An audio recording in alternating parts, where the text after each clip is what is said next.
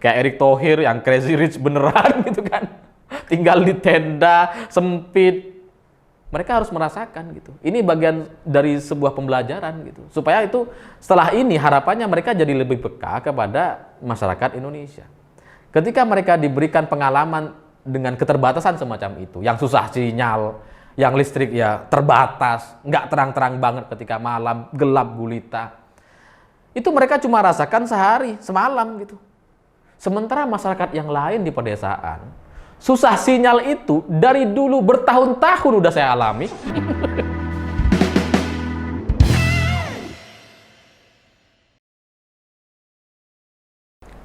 Selamat malam para mantan, selamat malam untuk semua mantan-mantan kalian yang selalu mengkhawatirkan sesuatu, tapi pada akhirnya yang dia khawatirkan itu tidak terjadi sama sekali. Cerita-cerita semacam itu menurut saya itu jadi mirip sekali dengan elit Partai Demokrat. Kok Demokrat lagi? Nggak, nanti kita nggak akan bahas Demokrat. Ini hanya sebagai pemicu aja, biar seru. Ya karena ada elit Partai Demokrat itu nakut-nakutin kemarin gitu. Awas nanti kalau kemah di sana itu rawan pohon tumbang. Ada pendaki kena pohon tumbang terus kemudian meninggal dunia. Nakut-nakutin gitu. Tapi akhirnya hari ini kita tahu gitu bahwa Pak Jokowi bangun pagi dengan penuh damai. Semalam juga sempat kongko-kongko dengan para menteri gitu, santai ya selayaknya orang kemah gitu ya. Kemudian cuaca juga sangat-sangat mendukung, nggak ada hujan, nggak ada badai, apalagi pohon tumbang nggak ada, semuanya nggak ada gitu. Jadi semua yang dikhawatirkan oleh elit Partai Demokrat ini itu nggak terjadi. Untung nggak dengerin dia kan. Kalau dengerin dia kan batal kemahnya gitu. Tapi terkait IKN ini gitu ya, terkait kemah Presiden Jokowi dan para menterinya di sana gitu.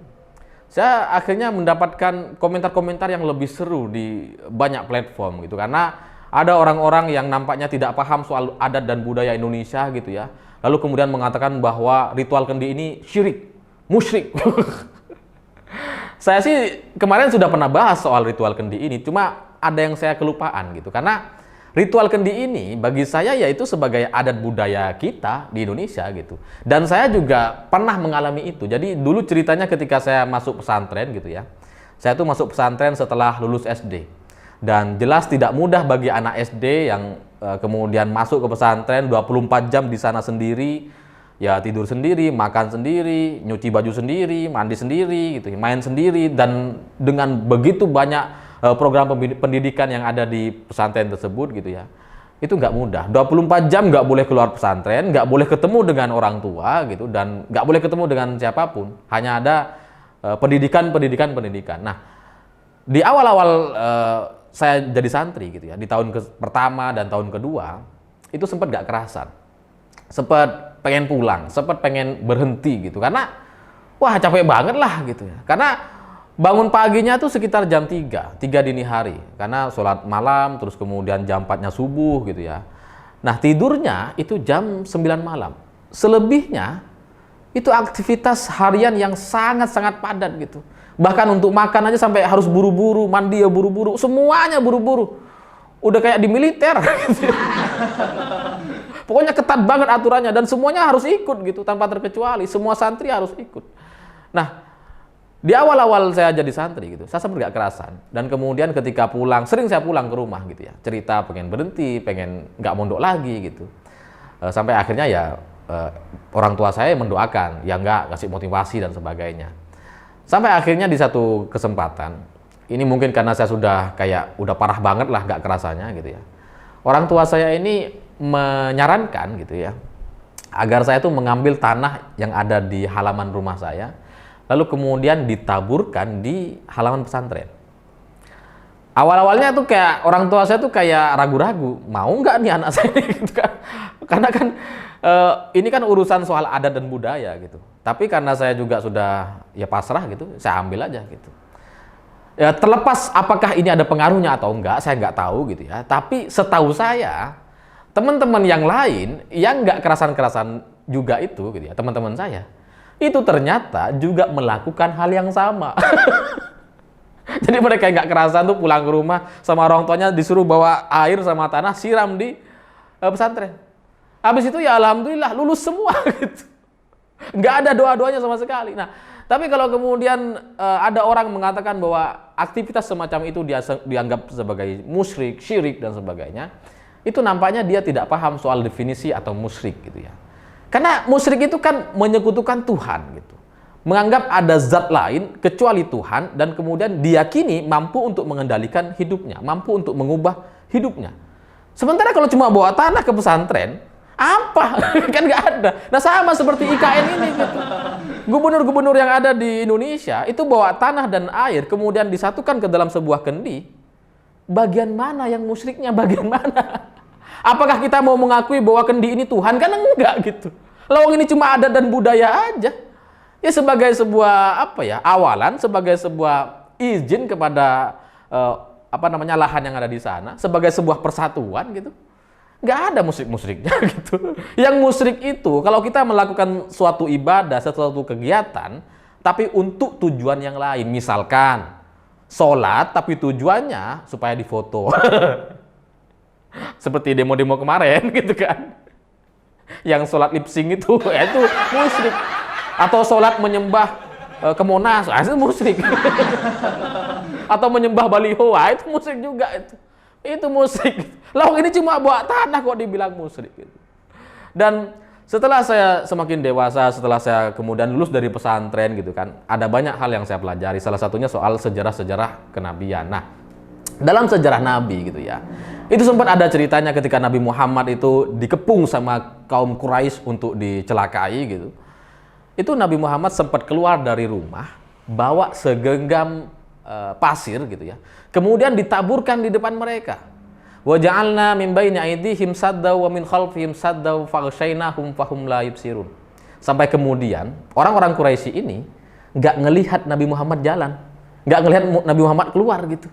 Yang udah dikepung rumahnya, terus setelah dibuka ternyata nggak ada Nabi Muhammad. Nah, aktivitas semacam ini itu kan bisa kita bilang sebagai bagian dari sebuah ritual gitu. Padahal kalau mau Nabi Muhammad nggak perlu bawa pasir kemudian ditabur-taburkan gitu. Ngapain? Lawang Nabi kok gitu ya. Pasti ya Tuhan pasti melindungi. Tapi itu tetap dilakukan. Ini artinya apa? Bahwa sebenarnya antara agama dan adat budaya itu bisa berjalan bersama-sama selama kaedah-kaedah soal keagamaan, batasan-batasannya tidak dilanggar gitu. Kecuali kalau misalkan kendi Nusantara yang ada itu kemudian disembah-sembah, itu nggak boleh. Kemudian sholat hadap ke kendi itu nggak boleh gitu. Kemudian kendinya dijadikan sebagai sebuah kiblat, nggak boleh. Loh ini cuma sebagai sebuah adat untuk persatuan. Lah kok dibilang musyrik gitu. Atau cerita lain ada juga cerita Nabi Muhammad ketika meletakkan Hajar Aswad gitu. Itu kan Nabi Muhammad diminta untuk meletakkan Hajar Aswad. Lalu kemudian Nabi meminta kepada sahabat untuk mencarikan kain gitu. Lalu para kabilah yang lain-lain ini gitu ya. Kabilah itu mungkin kalau sekarang tuh kayak kepala suku, kepala daerah gitu ya. Itu semuanya diminta untuk pegang kain, Hajar Aswadnya taruh di tengah, kemudian diletakkan bersama-sama. Ya kan mirip kayak gini gitu. Kayak yang ritual kendi Nusantara ini gitu. Semua gubernur di berbagai daerah di Indonesia diminta untuk bawa tanah dan air gitu. Kemudian disatukan ke dalam sebuah kendi sebagai awalan, sebagai tanda bahwa kita bersama-sama ingin memindahkan ibu kota ke Kalimantan. Sesederhana itu. Lalu ada orang bilang bahwa ini musyrik. Saya nggak masalah kalau ada orang Indonesia nggak paham soal adat budaya Indonesia. Yang penting mereka mau belajar. Tapi kalau sudah menyalah-nyalahkan, ini pertanyaannya, Anda orang Indonesia atau bukan? Kalau orang Indonesia, ya belajar. Kalau bukan orang Indonesia, tahu diri dong. Jangan sok-sokan. Ini Indonesia. Kalau kalian cuma numpang, ya jangan berisik. Dan selain itu, soal kemah itu juga ada ceritanya gitu ya. Mungkin sebagian orang menganggap bahwa, saya juga baca sedih sekali bacanya gitu. Karena ada orang menganggap bahwa kemah ini cuma buang-buang waktu, pencitraan, gimmick. Gak penting gitu, ngapain presiden ngurusi kemah, ngapain ngajak menteri-menteri kemah di sana dan sebagainya. Ya lagi-lagi gitu, komentar-komentar semacam itu tuh muncul dari orang-orang yang mungkin gak paham soal adat budaya Indonesia atau emang bukan orang Indonesia gitu. Karena saya gitu ya, saya kan ini masih usia 32 tahun, ya masih cukup muda lah. Saya mengalami dan masih menjalankan ritual-ritual semacam itu gitu. Karena saya jadi teringat dengan ketika saya bangun rumah dulu gitu ya. di tahun 2017 gitu, ketika saya awal bangun rumah. Itu juga sama seperti ini, mirip kejadiannya gitu. Di Madura ini juga masih terjadi sampai sekarang di lintas generasi gitu. Di setiap orang yang bangun rumah itu selalu ada momen di mana pemilik rumah itu tidur lebih dulu di rumah itu, di rumah yang mereka bangun gitu ya. Dan belum selesai, tapi dianggap sebagai hari yang baik atau hari yang pas untuk memulai sebagai tanda bahwa kita pindah rumah ke sana. Ada tuh istilahnya apa saya lupa gitu. Nah, di Madura bukan cuma soal rumah gitu. Kita beli mobil, beli motor, beli apapun itu atau memulai aktivitas gitu. Itu selalu ada pemilihan harinya dan jamnya yang pas. Karena bagi kami orang-orang yang orang Madura gitu yang paham soal adat budaya di Indonesia itu menyadari dan meyakini bahwa semuanya itu ya berpasangan gitu. Laki, perempuan. Nah, sama dengan waktu gitu. Hari-hari dan waktu itu juga sama. Ada hari-hari yang pas untuk kita melakukan sesuatu, ada hari-hari yang enggak pas gitu. Hari-hari yang perlu kita hindari dan sebagainya. Dan ini tuh diyakini oleh, saya pikir mayoritas orang Madura gitu, semuanya gitu ya, juga melakukan ini. Dan orang-orang Jawa juga, mertua saya dari keluarga saya di Jawa juga sama gitu. Nah, dulu ketika bangun rumah, saya tuh sudah menempati rumah yang saya bikin gitu ya. Tapi waktu itu masih belum ada jendelanya. Ada jendelanya tapi masih kosong gitu. Kemudian belum ada pintunya gitu. Ya masih kosong lah. Dan itu juga masih belum jadi rumahnya. Tapi harus ditempati gitu. Sebagai sebuah ritual bahwa ini adalah penanda bahwa saya pindah ke rumah itu. Ya meskipun setelah itu masih direnovasi lagi, nggak saya tiduri lagi gitu. Nggak saya tempati dulu sampai selesai gitu. Nah, kejadian-kejadian semacam ini itu juga terjadi di ritual pembangunan masjid atau pembangunan pesantren.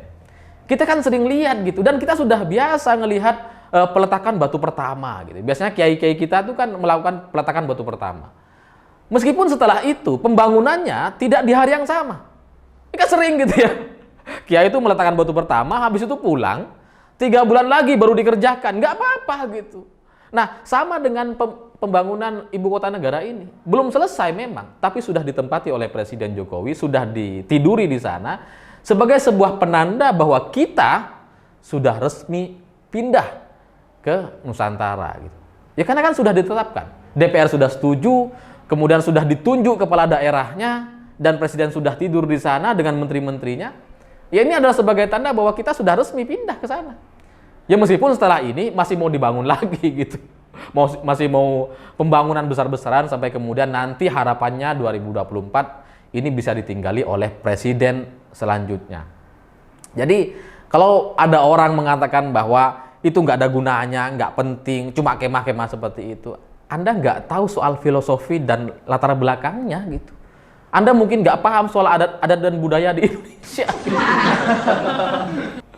Jadi saya juga ngelihat dan haru sekali ngelihat Pak Jokowi ketika ada di tenda gitu, di depan tenda terus kemudian berdoa gitu. Oh iya, saya lupa nih. Ketika saya tidur di rumah gitu ya, rumah yang belum selesai, yang belum ada pintunya dan jendelanya, itu juga ada ritual atau doa-doa yang saya sampaikan gitu. Nah, Presiden Jokowi kemarin itu juga saya lihat ada di depan tenda terus kemudian sempat diem lama gitu berdoa gitu. Ya namanya berdoa ya boleh-boleh aja dong gitu ya. Nah, kalau di Madura semestinya gitu ya, ketika kita bikin rumah itu nggak cukup dengan doa sendiri, biasanya ngundang orang-orang gitu, doa bersama gitu, ngaji gitu ya, yasinan gitu. Nah, cuma mungkin karena ini Presiden Jokowi dan beliau juga udah tahu bahwa cara-cara berdoa ya seperti itu gitu ya, dan supaya nggak terlalu mencolok keislamannya yang apa namanya, kalau ngaji kan nggak enak nanti dipermasalahkan lagi gitu kan. Ya cukup doanya ya Presiden Jokowi sendiri yang berdoa gitu. Ya meskipun mungkin banyak orang yang nggak paham, yang nggak mengerti kenapa ini dilakukan sama Pak Jokowi. Tapi saya paham gitu, karena sebagai orang yang masih menjalani adat budaya ini, ya saya paham sekali. Tapi di sisi lain secara logika kita gitu ya, ketika Pak Jokowi mengajak menteri-menterinya bermukim di sana atau kemah di sana semalam, itu harapannya bisa jadi pembelajaran gitu kepada mereka. Karena mereka kan di sebuah tenda terbatas, kemudian kasurnya ya cuma satu. Ya kasurnya ya gak empuk-empuk banget. Ya kalau kita tinggal di tenda seperti itu, nyaman-nyaman aja gitu. Emang kita biasa tinggal kayak gitu. Tapi kalau menteri kan susah gitu ya. Kayak Erick Thohir yang crazy rich beneran gitu kan. Tinggal di tenda, sempit. Mereka harus merasakan gitu. Ini bagian dari sebuah pembelajaran gitu. Supaya itu setelah ini harapannya mereka jadi lebih peka kepada masyarakat Indonesia. Ketika mereka diberikan pengalaman dengan keterbatasan semacam itu, yang susah sinyal, yang listrik ya terbatas, nggak terang-terang banget ketika malam, gelap gulita. Itu mereka cuma rasakan sehari, semalam gitu. Sementara masyarakat yang lain di pedesaan, susah sinyal itu dari dulu bertahun-tahun udah saya alami. Bertahun-tahun nggak gitu ya. Ya baru tahun inilah IndiHome masuk ke rumah saya gitu. Tapi itu ya dialami, masih banyak orang mengalami itu gitu. Nah, harapannya para menteri ini belajar gitu untuk ke depan bisa bekerja lebih baik lagi, lebih cepat lagi supaya pembangunan di Indonesia menjadi semakin merata, supaya tidak ada keterbatasan atau kesenjangan sosial di tengah-tengah kita. Itu pelajarannya gitu. Dan emang nggak mudah. Saya mengucapkan salut dan luar biasa kepada menteri-menteri yang mau berkemah di sana. Karena pasti itu nggak mudah gitu. Karena kalau kita terbiasa nyaman gitu, kayak Erick Thohir misalkan, apalagi Erick Thohir gitu ya, yang udah tidurnya nyenyak, ruangannya biasanya luas, fasilitas ada TV, wah lengkap semuanya gitu, ada kulkas gitu. Tiba-tiba disuruh tidur di tenda. Itu kan nggak mudah, tapi dia mau menjalani itu. Saya salut gitu, luar biasa. Juga Pak Bahlil, Pak Menteri Basuki gitu, sama. Saya ucapkan salut kepada semuanya karena mereka mau menjalani itu dan ke depan harapannya mereka bisa jadi lebih peka terhadap penderitaan masyarakat. Karena ketika mereka diam semalam dengan keterbatasan, ribuan orang, ratusan ribu orang masih mengalami itu dan menjalani itu sehari-harinya sampai sekarang. Itu yang harus mereka perhatikan dan pikirkan gitu bersama-sama. Selain itu, soal pemindahan ibu kota ini dengan ritual Kendi Nusantara, lalu kemudian dengan Presiden Jokowi kemah di sana dan menunjukkan bahwa ini adalah tanda awal pemindahan ibu kota. Saya lihat komentar-komentar soal penolakan IKN udah nggak ada lagi. Ada yang perhatian itu nggak gitu? Ada yang kepikiran nggak? Nggak ada lagi tuh komentar-komentar yang menolak IKN, menolak, nggak ada. Nggak ada, kayaknya semua udah setuju gitu. Karena sebagai presiden ini hebat juga Pak Jokowi. Itu nggak terpikirkan. Ini bukan hanya soal ritual gitu. Ini bukan soal adat dan budaya. Karena ketika gubernur-gubernur di seluruh wilayah di Indonesia mau datang ke sana dan membawa tanah dan airnya gitu ya. Ini kan sebagai sebuah pengakuan persetujuan dari semua daerah, dari semua orang di Indonesia. Bahwa kita udah sepakat nih, pindah ke Nusantara, pindah ke Kalimantan.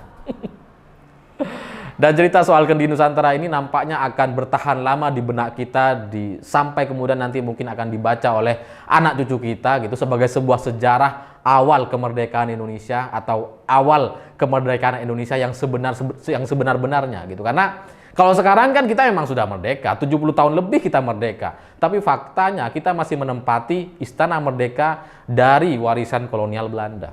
Masih dari penjajah gitu. Ya nggak apa-apa sih, nggak ada yang salah. Secara fungsi, berfungsi masih gitu ya. Tapi kan lebih baik kalau punya sendiri. Itu sama seperti kita dikasih dompet sama mantan.